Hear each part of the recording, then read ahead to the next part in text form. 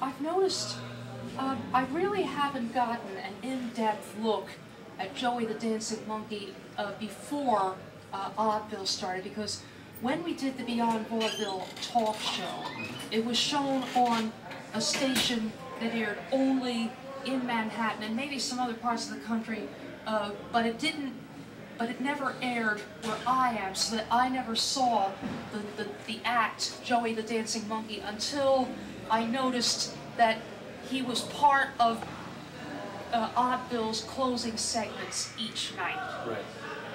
Now what disturbs me is that when I see Joey the Dancing Monkey move, his moves are much too human.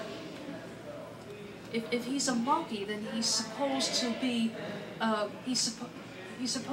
you know, a simian, not a civilized simian like you might see in cartoons or fairy tales, or even Well, why? I'm coming to that. Okay. Or maybe just a human dressed in a monkey suit. There is an example, a famous ballet called Petrushka. You ever heard of it? Sure. Okay, that depicts humanoid puppets being brought to life and being able to move about on their own. Now, the original portrayer of Petrushka, Vasilov Nijinsky, supposedly did the greatest job because he supposedly suggested a puppet that just imitated a human being, whereas other dancers that followed him were no more than just dancers imitating puppets. They didn't look authentic enough. Got a minute. Those men and their voices, they're bound to drown me out. No, it's okay. You're close enough to our microphone that you'll be the one we hear. We won't pick them up? They'll be in the back. You'll hear them, but I mean you're close enough to the microphone that it's... Okay. There are also a few episodes in Gilligan's Island in which simians are used in the plot. Now, whether or not they're just humans in disguise isn't always clear.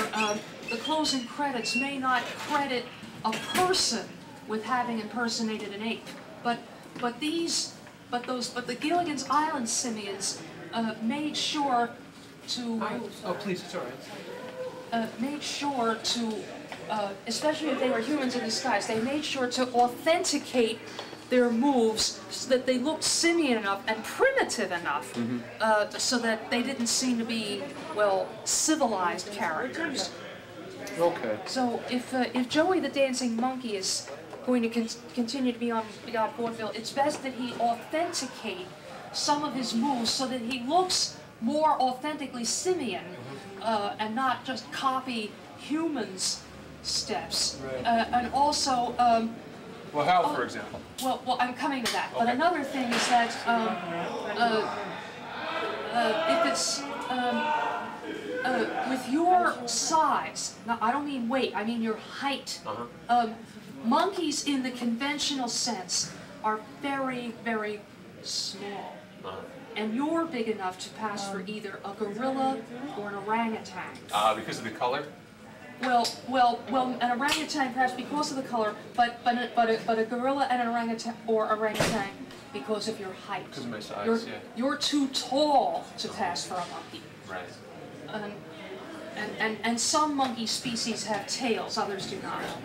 Gorillas and orangutans do not have tails. So had you thought about if you were going to authenticate yourself so that, well, are you really too well established as Joey the Dancing Monkey, or can one step of authentication be altering your stage name? Oh, I don't know. You know, most people on the show just call me Joey, so. Because you see, here we're kind of talking about alliteration. Now the J sound is not alliterative with either gorilla or orangutan. If for example you were to be, if you decided that you were going to be known as a gorilla, you could call yourself Joey the Gyrating Gorilla. At least there you have some alliteration. Sure. The Gyrating Gorilla. Oh, that's better.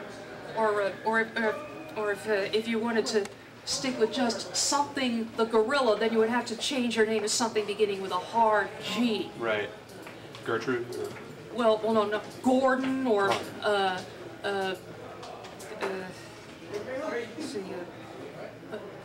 something starting with a G sound. Okay.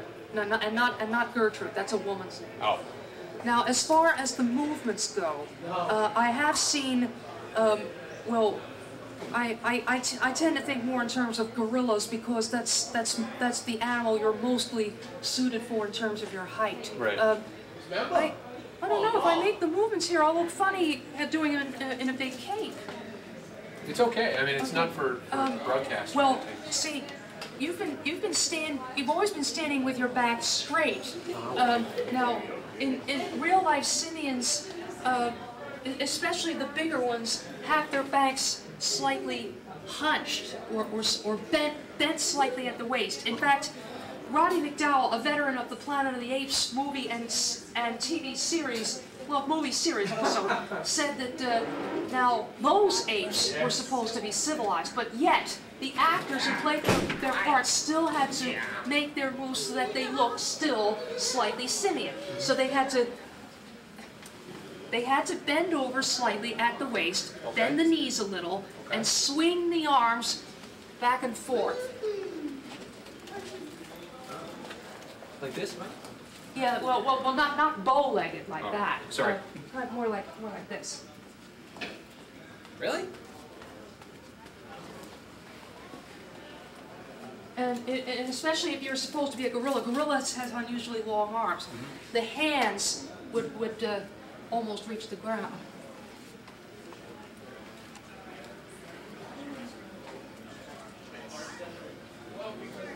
And now how would you incorporate that into a dance? I was coming to that. I'm sorry. But I don't know if it would show up well on camera because I got this cable. Oh, right. Let me think. Can I hold it for you, maybe, or? Yeah, try. Let's see.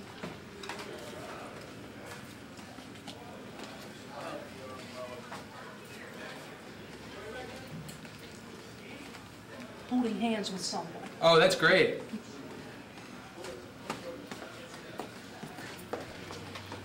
Oh, we got a little dance going here. Well, not when you're holding my cape. I'm just trying to show you how to make more authentic simian moves.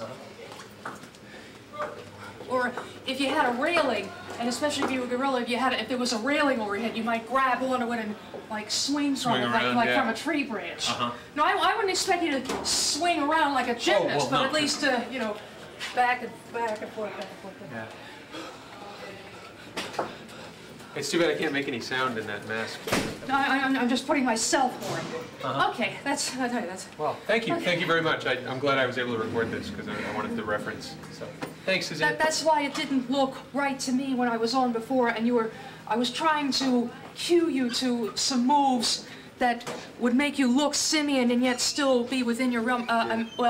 But sometimes when I made an accentuated pose, then you imitated what I did, and I had to whisper to you, no, that's not authentic. Well, see, I was doing like monkey see, monkey do. Get it? I doubt that the really big, larger apes would try that. Oh, you're right. Well, thanks a lot. You're gonna do great today. I was also thinking, is that mask paintable? Oh no, it's foam and it doesn't take paint very well. See, if you were supposed to be an orangutan, that color would be all right. But I don't know if orangutans are as big as you are. Right. If you're really trying to get authentic, and then said, if it were tall enough that you'd be able to pass only for a gorilla, then both your suit and the mask, and especially the face part of the mask, you couldn't. You'd have to have almost no light area. It would have to be very, very dark, real deep brown or black. Oh. Because gorillas in real life are very dark. Sure. Okay, that's it. Okay, thanks. Thanks.